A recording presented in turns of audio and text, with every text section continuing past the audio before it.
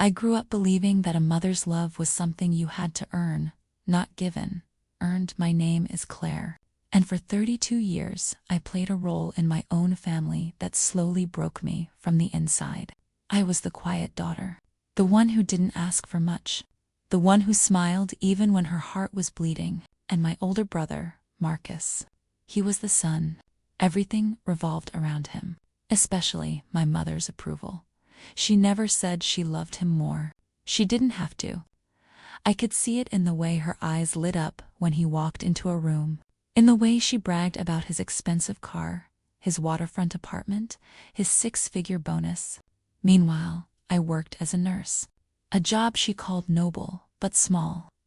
Every family dinner, she would turn to Marcus and ask about his latest investment. Then she'd glance at me and say, "And you, dear, still renting?" I laughed it off. For years. But what I didn't know that day, the day everything changed, was that silence can be the sharpest weapon of all. It happened on a rainy Tuesday. My mother called a family meeting. She wanted to announce something important.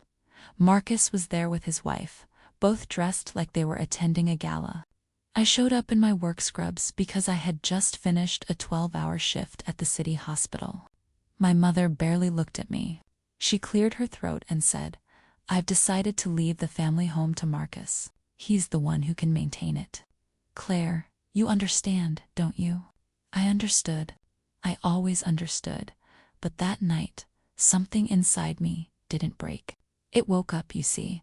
My mother and brother had no idea that for the past 7 years, I had been quietly building something. Not for revenge. Not at first. Because I wanted to leave a mark that wasn't about money or status. While Marcus collected watches, I collected stories of sick children who couldn't afford treatment. While my mother bragged about his vacation home, I was signing a document that would change everything. They saw me as the invisible daughter, the one who could never compete. They were about to learn that the quietest people often hold the loudest truths. Let me take you back to the beginning of this silent war. Growing up, Marcus was 3 years older. He was charming, loud, and reckless with money. My parents bailed him out more times than I can count. But when I asked for help with my nursing school tuition, my mother said, "Figure it out, sweetheart. You're the responsible one." So I did. I worked double shifts. I lived in a studio apartment with a leaking faucet. And somewhere along the way, I met a little girl named Lily. She was 6 years old, cancer patient, always drawing butterflies with crayons. Her mother couldn't afford the experimental treatment. I watched Lily fade, and I couldn't do anything. That helplessness stayed with me. Years later, after I became a senior nurse, I started a small fund. Just me putting aside a few $100s every month. Then a few thousand. I never told anyone. Not my friends. Not my mother. Especially not Marcus, who would have laughed and called it a charity case hobby. But then something unexpected happened. An anonymous donor heard about my work. They matched every dollar I saved. And before I knew it, I had enough to make a real difference. Not for myself. For the children. I chose to fund a new pediatric wing at the very hospital where I had watched Lily take her last breath. And when the hospital asked what name should go on the wing, I didn't put my own. I put my grandmother's name. The only person in my family who ever held me without conditions. Not about the wing, about the money. He snooped through some old paperwork at our mother's house and discovered I had a substantial savings account. He assumed I was hiding family wealth from them. So he did what he always did. He went to Mom and my mother. She confronted me in the most humiliating way possible. At a family barbecue, in front of cousins, aunts, everyone. She said, "Claire, we know you've been hiding money. That's selfish.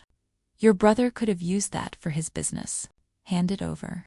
I looked at her, then at Marcus, smirking behind his wine glass, and for the first time in my life, I didn't cry. I said, "You want to know where my money went? Come to the hospital tomorrow, 10 a.m. They laughed. They thought I was bluffing. They had no idea they were walking into their own funeral. The next morning, my mother and Marcus showed up at the city hospital. They were late. Marcus was on his phone. My mother was complaining about the parking. I met them in the main lobby and walked them to the new pediatric wing. The ribbon was still up. A small crowd of doctors and nurses had gathered, and above the entrance, in elegant gold letters, was a plaque that read, "Eleanor Marie Wing, for the children we never forget." Eleanor was my grandmother. The woman my mother had dismissed as too soft. My mother stopped walking. Her face went pale. Marcus dropped his phone. I turned to them and said, quietly, "You thought I was hiding money for myself. You thought I was selfish. But for 7 years, while you were buying luxury cars and bragging about your wealth, I was saving children's lives. This wing, it was funded by me. Every dollar, every night shift, every sacrifice." The silence that followed was louder than any scream. My mother's mouth opened and closed. For once, she had no words. Marcus looked at the plaque, then at me, then at the floor. The cousins who had heard him mock me just yesterday, they were staring at him like he was a stranger. And then came the moment I will never forget. A little boy, maybe 5 years old, ran out of one of the rooms. He had a balloon in his hand. He looked up at me and said, "Are you the angel lady?" I knelt down and smiled. "No, sweetheart, I'm just Claire." My mother started crying, not happy tears. The kind of tears that come when you realize you've been looking at the wrong treasure your whole life. He didn't speak to me for 8 months, but here's the moral. The real revenge was never about hurting them. It was about finally seeing myself clearly. I spent decades begging for a love I was never going to receive the way I wanted. And the moment I stopped begging, the moment I poured everything into something real, something that mattered, the universe gave me something better than my mother's approval. It gave me peace.